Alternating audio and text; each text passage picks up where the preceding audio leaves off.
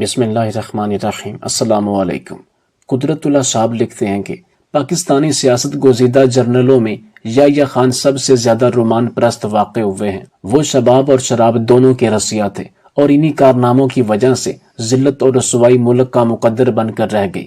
1971 میں پاکستان کو جن اذیت ناک مراحل سے گزرنا پڑا وہ یحییٰ خان کی بدعمالیوں کا نتیجہ ہی تھا، کیونکہ وہ دور جب مملکت خدا داد پر ایک ایسا شخص حکمرانی کر رہا تھا جسے شراب و شباب کے سوا کسی شے کا ہوش نہیں تھا۔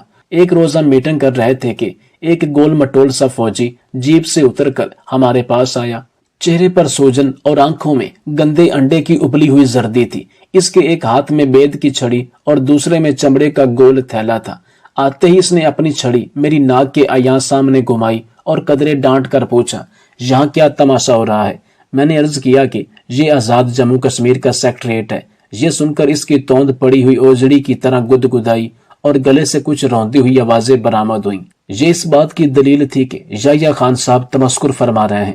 ہمارے سیکٹریٹ کی ہیئت قضائی پر چند تحقیری اور تضحیکی جملے کسنے کے بعد آغا صاحب بور ہو گئے اور کچھ دور جا کر درختوں کے اوٹ میں ایک چٹان پر بیٹھ گئے۔ اپنا تھیلا کھول کر انہوں نے کچھ سینڈوچ نوش فرمائے اور پھر پیاس بجھانے کے لیے بیئر کی بوتل نکالی۔ رمضان کے دن تھے، یہ دیکھ کر میرا اردلی جلال میں آ گیا اور اس نے دور سے ان کو للکارا، خبردار صاحب، یہ حرام بند کرو۔ ابھی ابھی منڈیر کی وادی ہمارے ہاتھ سے نکل کر ہندوستان کے قبضے میں چلی گئی ہے۔ اب خدا کے غضب کو اور نہ بلاؤ، بوتل توڑ دو ورنہ خون خرابہ ہو جائے گا۔ یحییٰ خان نے بوتل تو نہ توڑی لیکن جلدی جلدی سامان سمیٹ کر زیر لب بڑبڑاتا ہوا 9-2-11 ہو گیا۔ کئی برس بعد مجھے یحییٰ خان کی زیارت ایک اور رنگ میں نصیب ہوئی۔ جب پاکستان کا دارالخلافہ راول پنڈی اور اسلام آباد میں منتقل ہو رہا تھا تو ارباب پنڈی کلب نے کراچی سے تازہ واردان کی خیر سگالی کے لیے ایک زبردست محفل نوش منعقد کی۔ مارشل لا کا بول بالا تھا۔ کئی سول سرونٹ چند کلیدی فوجی حکام کی خوشنودی حاصل کرنے کے لیے ایڑی چوٹی کا زور لگا رہے تھے۔ کچھ بیگمات بھی اپنے خامدوں کا ہاتھ بٹانے کے لیے سج دھج کر شریک محفل تھی۔ اس انجمن میں یحییٰ خان چہک چہک کر پھدک پھدک کر کبھی ایک بیگم اور کبھی دوسری بیگم سے ٹکراتا تھا۔ بڑی محنت و مشقت کے بعد اس نے ایک طرح دار خاتون کو پھانسا اور اسے گھیر گھار کر باہر لون میں لے گیا۔ کچھ دیر آنکھ مچولی کا کھیل ہوتا رہا۔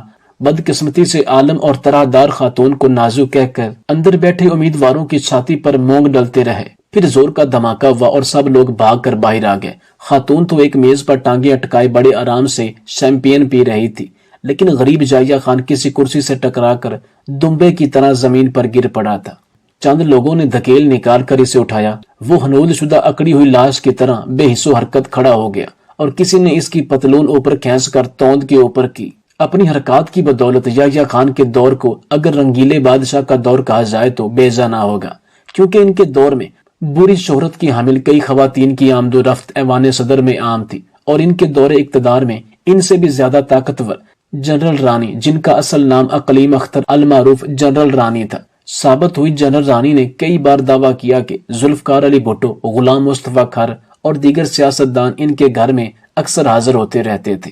اقلیم اختر عرف رانی گجرات کے ایک تھانے دار کی بیوی تھی جس کی رسائی 1964 میں جنرل یحییٰ تک ہوئی، جو اس وقت چم کے محاذ پر تعینات تھے۔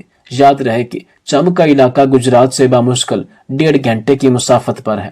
پھر بات یہاں تک پہنچی کہ محفلوں میں ان کے ساتھ کچھ اور لڑکیاں بھی آنے لگی۔ کہا جاتا ہے کہ وہ یحییٰ خان کے دوسرے ساتھیوں کا دل بہلانے کا بھی بندوبست کرتی رہیں۔ یحییٰ خان کی ان عادات اور مشاغل کے تذکروں سے 1971-72 کے تمام اخبارات بھرے پڑے ہیں۔ جنرل رانی کا دعویٰ تھا کہ وہ یحییٰ خان سے ہر وہ کام کروا سکتی ہیں جو دنیا کا کوئی دوسرا شخص نہیں کروا سکتا۔ وہ اکثر پرائیویٹ محفلوں میں کہتی ہیں کہ یحییٰ خان میں خود غرضی اور منافقت کوٹ کوٹ کر بھری ہوئی ہے، اس کی رگوں میں خون نہیں شراب دوڑتی ہے۔ مجھے وہ تمام گر آتے ہیں جو اس کی خواہشات کی تکمیل کرتے ہیں۔ یحییٰ خان اور جنرل رانی کا ایک قصہ بہت مقبول ہوا۔ جب 1965 کی جنگ کے بعد ایک تقریب میں جنرل رانی نے بہت بڑا کیک کاٹا اور اس موقع پر بے انتہا عریاں لباس پہن کر رقص کیا، ساتھ پنجابی گانا اونچی آواز میں سنایا تو جنرل یحییٰ خان نے کہا کہ آہستہ بولو، ابھی مجھے ایوب خان سے اقتدار کا بھی لین دین کرنا ہے۔ جنرل یحییٰ کے دور میں جنرل رانی اور اس کے گھر والے سرکاری ٹرانسپورٹ استعمال کرنے کے علاوہ ہر قسم کے سرکاری پروٹوکول سے لطف اندوز ہوتے رہے ہیں۔ امریکی جریدے نیوز ویک نے یحییٰ خان کے متعلق انکشاف کرتے ہوئے لکھا کہ یحییٰ خان کے عہد میں بری شہرت کی حامل عورتوں کا بہت اثر و رسوخ تھا۔ اپنی رپورٹ میں رسالے نے یحییٰ خان کی جنرل رانی اور دوسری عورتوں کے ساتھ چند غیر مہذب تصاویر بھی شائع کی۔ اس پر جنرل یحییٰ نے اس رسالے کی پاکستان میں فروخت رکوانے کی دھمکی دی۔ اس نے ایک دوسرا فیچر شائع کر دیا جس میں کہا گیا اس دور میں پاکستان کی اصل حکمران 12 عورتیں تھیں، اور پھر اس میں ان تمام عورتوں کی کرتوتوں کے بارے میں تفصیلاً رپورٹ دی گئی تھی جو اپنی جگہ ریکارڈ ہے۔ ان 12 عورتوں میں جنرل رانی بلقیس خانم، جنرل رانی کی 2 بیٹیاں مسز کے حسین، گلوکارہ نور جہاں، پشاور کی ایک مشہور رقاصہ اور بعض فلمی اداکارائیں شامل تھیں۔ فیوچر میں یہ بھی دعویٰ کیا گیا کہ در حقیقت یہ خواتین تعلقات کی آڑ میں جاسوسی کرتی ہیں۔ مسز کے حسین بھی جنرل یحییٰ خان کے منظور نظر خواتین میں شامل تھیں۔ وہ جنرل رانی سے حسین تھی، دونوں میں رکاوٹ کا جذبہ تھا۔ یحییٰ خان دونوں کی موجودگی میں ان کی نوک جھونک سے خوب لطف اندوز ہوتے تھے۔ یحییٰ خان کے متعلق کہا جاتا ہے کہ اس نے جنرل رانی کو خوش کرنے کے لیے اس کی سفارش پر کئی ٹھیکے دینے کے علاوہ کئی بڑے افسروں کی تقرریاں اور برطرفیاں کی اور اسے ایک فلم بنانے کے لیے لاکھوں روپے دیے۔ یحییٰ خان اب منو مٹی تلے جا چکے ہیں، جبکہ جنرل رانی ٹوٹے پھوٹے مکان میں چارپائی پر لیٹے کئی دنوں کو یاد کرتی رہتی ہیں۔ اداکارہ اندلیب، جس پر اس کے عاشق حنیف گھمن نے سیالکوٹ میں تیزاب پھینکا تھا، اس کے بارے میں مبینہ طور پر پتہ چلا کہ وہ یحییٰ خان کی ناجائز اولاد ہے۔ اندلیب کی والدہ مسز آغا کے بارے میں معلوم ہوا کہ اس کی دوستی یحییٰ خان کی محبوبہ جنرل رانی سے تھی۔ جنرل رانی سے دوستی کا دم بھرنے والی اور دیگر کئی بیوروکریٹس اور سیاستدان بھی مسز آغا اور اس کے رشتہ دار مون کی ڈیمانڈ کرتے تھے۔ مسز آغا نے بھی لو میرج کی، مگر یہ شادی پائیدار نہ رہی۔ شادی سے قبل مسز آغا کا جنرل رانی کے ڈیرے پر آنا جانا تھا۔ یحییٰ خان جب بھی جنرل رانی کے ڈیرے پر جاتے، اس کی ملاقات مسز سے ہوتی تھی۔ دونوں میں دوستی بڑی، اکثر دونوں اکٹھے دیکھے جاتے۔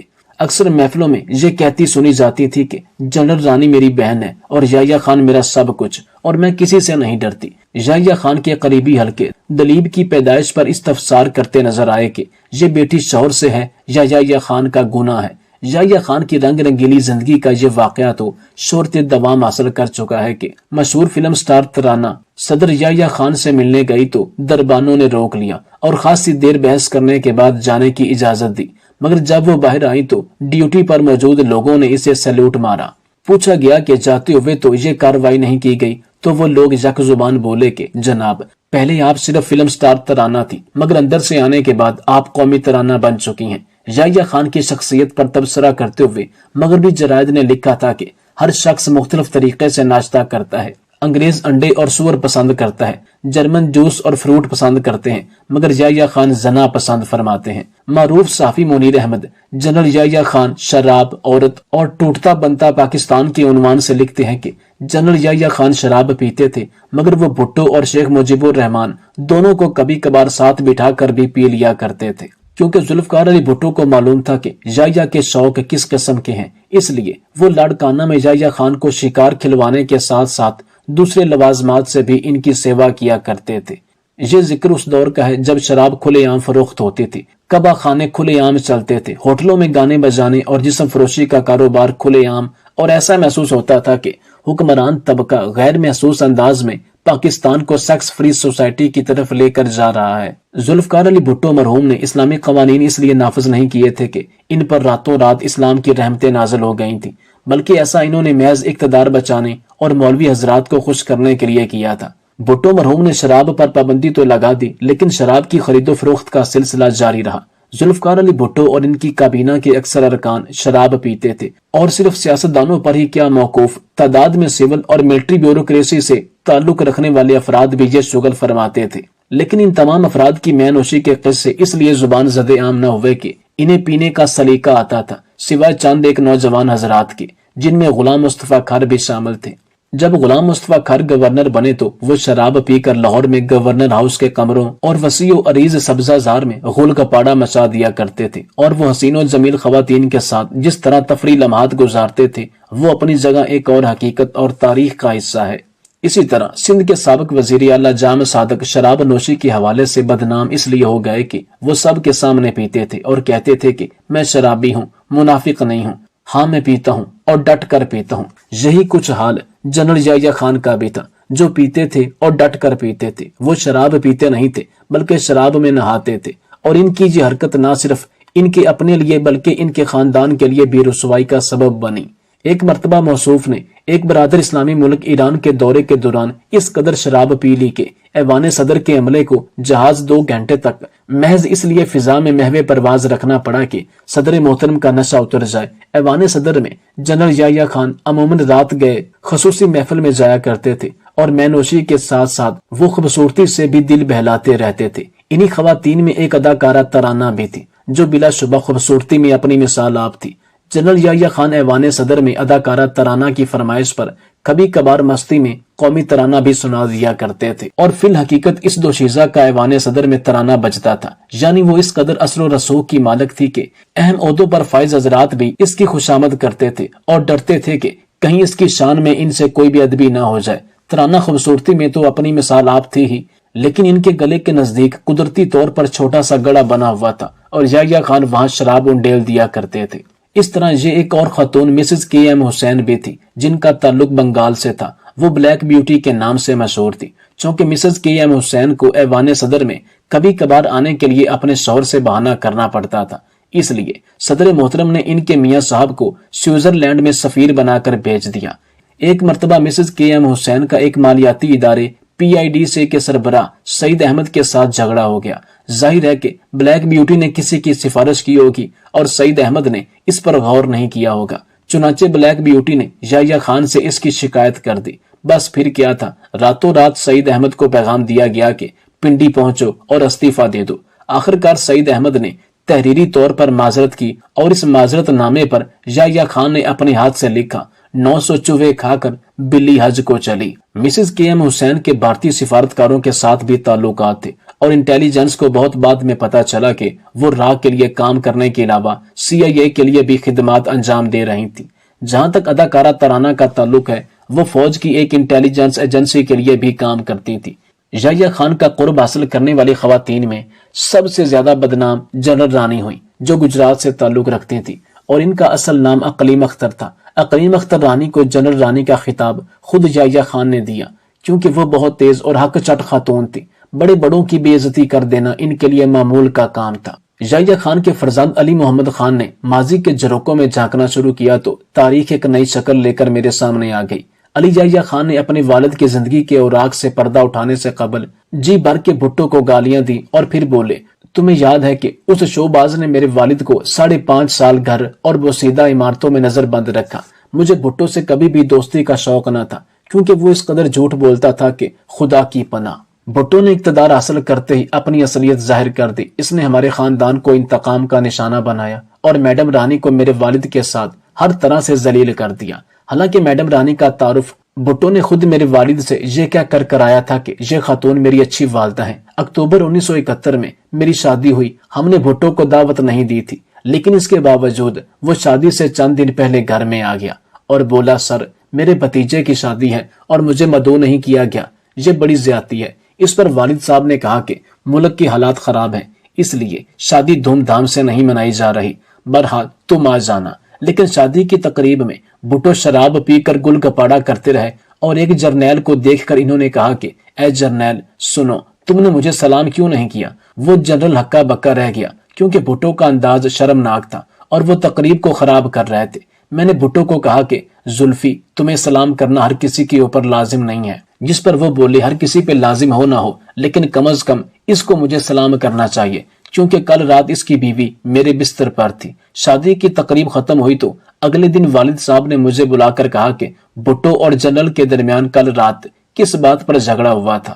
میں نے تفصیل بتائی تو والد نے کہا، اس حرامی کے بچے کو آئندہ کبھی اپنے خاندان کے کسی فنکشن میں مدعو نہ کرنا، یہ دوسروں پر گندگی اچھالتا ہے، اور اسے یہ خبر نہیں کہ اس کی اپنی بیوی کل کس کے ساتھ تھی۔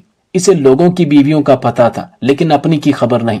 یحییٰ خان اس لحاظ سے عجیب تھا کہ اسے موٹی عورتیں بہت پسند تھی، چنانچہ نور جہاں اور جنرل رانی اس کی محفلوں کی جان تھی اور سب پر چھائی ہوئی تھی۔ نور جہاں تو خیر اپنے گداس بدن کے ساتھ اپنے گلے کے سوز سے بھی یحییٰ خان کا جی بہلا سکتی تھی۔ سیونی میرا ماہی میرے باغ جگاون آ گیا، مینو ہیر بناون آ گیا، یہ گا کر اس جرنیلی راجا کو بہت اونچی ہواؤں میں اڑا سکتی تھی، لیکن جنرل رانی اس صفت یا خصوصیت سے محروم تھی۔ البتہ وہ سپلائر اچھی تھی اور اس کے سٹاک میں ہر قسم کی لڑکیاں دستیاب ہو سکتی تھی۔ وہ خود بھی خاصی سونی عورت ہونے کے باعث یحییٰ خان کو مرغوب تھی۔ اس معاملے میں یحییٰ خان عمر کی کوئی پرواہ نہیں کرتا تھا، اور پاکستان کے بعد دوسرے حکمرانوں کے عین برعکس اس نے حسن کم سنی پر کبھی زور نہیں دیا۔ اس کا پیمانہ گداز بدن رہا، جو عرف عام میں موٹاپا کہلاتا ہے۔ گداز بدن پسند کرنے کا ذوق بہت سے مردوں میں ہوتا ہے، لیکن یحییٰ خان میں یہ ذوق انتہا پر تھا۔ سوال: شاہ ایران نے ایرانی بادشاہت کا جب 2500 سالہ جشن منایا، وہاں سنا ہے کہ یحییٰ خان کا وردی میں ہی پیشاب نکل گیا۔ جواب: جی ہاں، ویسے تو ان کے بے شمار قصے ہیں۔ ایک دفعہ ایران کے دورے پر گئے، جہاز میں انہوں نے اتنی پی لی کہ چل نہیں سکتے تھے۔ کوئی گھنٹہ پونا گھنٹہ جہاز فضا میں اڑتا رہا کہ ان کا نشہ اترے اور چلنے پھرنے کے قابل ہو تو پھر جہاز اتارا جائے۔ بہرحال بہت سارے قصے مشہور ہیں۔ معروف دانشور جناب مختار مسعود یحییٰ خان کے اعصاب کے بارے میں اپنے منفرد اسلوب میں لکھتے ہیں: اس 2 روزہ زندگی میں 100 روزہ تقریب کے لیے اتنے انتظامات کیے گئے کہ 7 سال گزرنے کے بعد بھی دیکھنے والا دنگ رہ گیا۔ جو لوگ شاہی ضیافت میں شرکت کے لیے جمع ہوئے تھے، ان میں 2-4 بادشاہ، 5-10 صدر، 20 وزیر اعظم، 150 VVIP اور بے شمار VIP مہمانوں میں شامل ایک صدر کا نام یحییٰ خان تھا اور ایک شہزادی کا نام گریس تھا۔ استقبالیے میں یہ دونوں ایک ہی صوفے پر بیٹھے ہوئے تھے۔ شہزادی صاحبہ کا شاہی لباس اوپر سے کھولا تھا، شانہ نظر آ رہا تھا۔ صدر یحییٰ خان نے کاندھے پر ہاتھ پھیر کر دیکھنا چاہا کہ ہالی ووڈ کی سابق فلم سٹار گریس کیلی کی جلد واقعی اتنی شفاف اور ملائم ہے جتنی نظر آتی ہے، یا نشے کی وجہ سے ان کی آنکھیں دھوکہ کھا رہی ہیں۔ بھلے وقتوں میں آغا جان نسوانی جلد کے اوپر رکھ رکھاؤ کے ناموں اور ماہرین میں شمار ہوتے تھے۔ عمر بڑی ہو گئی، لیکن بری عادات نے پھر بھی پیچھا نہ چھوڑا۔ انہوں نے ہم نشین کے جسم کو چھو لیا۔ یہ تجسس ماہرانہ بے اختیاری کا نمونہ تھا، مگر گریس صاحبہ کو ہمارے صدر کی یہ معصوم اور بہتر حرکت ناگوار گزری۔ وہ فلمی دنیا کی ہائی سوسائٹی کی ہیروئن تھی۔ پچھلے 15 برسوں سے مناکو کے شہزادے کی ملکہ کی حیثیت سے ہائی سوسائٹی کے تمام آداب سے واقف تھی۔ اس نے غصہ بھری نگاہ ڈالی، پہلو بدلا اور ہم نشین کی طرف پشت کر لی۔ بات یہی ختم نہیں ہوئی، بلکہ اسے طول دیتے ہوئے اس نے اپنی شال منگوائی اور کاندھوں پر ڈال لی۔ یہ ظاہر کرنے لگی کہ وہ اس صوفے پر اٹھ کر کہیں اور جانے کی تیاری کر رہی ہیں۔ میرے احباب میں ایک سفارتی آداب کے ماہر ہیں۔ ان کے مطابق شہزادی گریس کا رویہ انتہائی توہین آمیز تھا۔ فلم ایکٹرز نے صدر پاکستان اور یحییٰ خان تینوں کی توہین کی تھی۔ کہاں وہ 6 مربع میل کی نام نہاد ریاست، کہاں وہ علاقہ زیر حمایت فرانس، اور کہاں مشرقی اور مغربی پاکستان پر مشتمل دنیا کی سب سے بڑی اسلامی مملکت پاکستان میں اس واقعے کی اطلاع کے بعد غم و غصہ کی لہر دوڑ گئی۔ رنج و غم مغربی پاکستان کے حصے میں آیا اور غصہ اور غضبہ مشرقی پاکستان کے حصے میں۔ لوگ کیا کچھ نہیں کرتے۔ مشرقی پاکستان والے کہنے لگے کہ جس ملک اور اس کے صدر کا یہ حال ہو کہ مناکو کی ریاست کے آگے ہتھیار ڈال دیں، اس میں شامل رہنے سے خودکشی کر لینی بہتر ہے۔ بس یہ کہا اور مشرقی پاکستان کا نام بنگلہ دیش رکھ دیا۔ ریشمی خیمہ گاہ کے دروازے کے نزدیک ایک صوفے پر بیٹھ گیا اور دیر تک خاموش بیٹھا رہا۔ جب یہاں جشن منایا گیا تھا، ان دنوں کا موسم تھا۔ اس سال پاکستان میں خزاں بڑے زوروں پر تھی۔ آدھا چمن جل کر خاک ہو گیا۔ صدر پاکستان اور چیف مارشل ایڈمنسٹریشن جناب یحییٰ خان تھے۔ ان کی پیشانی پر بل تک نہیں پڑا۔ وہ تاریخ کی طرف پشت کیے بیٹھے رہے، بلکہ لیٹے رہے۔ ان کے ہاں ہر روز روز عید تھا اور ہر شب شب برات۔ وہ اس خیمہ بستی میں جو شہرت چھوڑ گئے ہیں اسے یاد کر کے وحشت ہوتی ہے۔ یہاں کئی ایسے سربراہان حکومت موجود تھے جو مشرقی پاکستان کی تیزی سے بگڑتی ہوئی صورتحال پر صدر پاکستان کو مشورہ چاہتے تھے۔ ادھر صدر یحییٰ خان کی حالت بالکل غیر تھی، نہ دماغ ساتھ دے رہا تھا اور نہ مثانہ۔ میزبان نے بات کرنا چاہی تو اسے جھٹک دیا۔ روسی صدر پورٹ گورنیر نے دھمکی دی تو اسے پی گئے۔ یوگوسلاویہ کے صدر اور غیر وابستہ اقوام کے رئیس سے ملاقات کے لیے بر وقت لباس پہن کر تیار نہ ہو سکے، مگر سچی بات یہ ہے کہ مثانہ کی کمزوری کی وجہ سے عین وقت پر پتلون گیلی ہو گئی۔ جتنی دیر یحییٰ خان نے نہانے اور لباس تبدیل کرنے میں لگائی، اتنی دیر میں مارشل ٹیٹو نے مشرقی پاکستان کے بارے میں اپنی رائے تبدیل کر لی۔ بحریہ کے ایک افسر جو موقع کے گواہ ہیں جشن کے قصے سنا رہے تھے، کہنے لگے جب بات لوگوں کی زبان پر چڑھ جائے تو سچائی پس منظر میں چلی جاتی ہے اور روایت پر سب ایمان لے آتے ہیں۔ مثلاً یہ مشہور ہو گیا کہ شاہی ضیافت کے دوران صدر پاکستان کا پیشاب خطا ہو گیا تھا۔ یہ بات بالکل غلط ہے۔ لوگ مارشل ٹیٹو سے ملاقات اور ضیافت والے واقعے کا فرق نہیں جانتے۔ میں آپ کو تفصیل سناتا ہوں اور جائے واردات کی نشاندہی کرتا ہوں۔ شامیانہ کے صدر دروازے کے ساتھ جہاں مہمانوں کی گاڑیاں آ کر رکتی تھی، وہاں گھاس کا بڑا سا قطرہ ہے جس میں پمپ کے چھوٹے چھوٹے چند پودے لگے ہوئے ہیں۔ شب بھر کی مینوشی کے بعد ضیافت ختم ہوئی۔ صدر پاکستان دروازے پر مہمانوں کے ہجوم میں شامل ہو گیا۔ وہ جیب میں ہاتھ ڈالے اپنی موٹر کا بے چینی سے انتظار کر رہے تھے۔ جب انہیں اندازہ ہوا کہ موٹروں کی قطار بہت طویل اور رفتار بہت سست ہے اور انہیں دیر تک انتظار کرنا ہوگا، تو وہ پریشان ہو کر ادھر ادھر دیکھنے لگے۔ ادھر روشنی اور ادھر بھی روشنی، ادھر کیمرے کی آنکھ، ادھر مہمانوں کی نظریں۔ گھاس کے قطرے میں 2-4 پودے اور ہر ایک کے پیچھے حفاظتی عملے کا کارکن چھپا ہوا۔ یحییٰ خان کو داد دینا چاہیے کہ اس کا مثانہ لا کمزور سہی مگر اس کے اعصاب بڑے مضبوط تھے۔ جو ہی بات برداشت کی حد تک پہنچی اور اسے پار کرنا چاہے، وہ بڑے وقار اور سکون کے ساتھ چلتے ہوئے گھاس کے قطرے میں داخل ہوئے، ایک پمپ کی طرف منہ کر کے پتلون کے بٹن کھولے اور اس کی آب یاری میں مصروف ہو گئے۔ ایسی آب پاشی سے سوائے نہالے غم اور کون سا پودا ہے جو سرسبز ہو سکتا ہے؟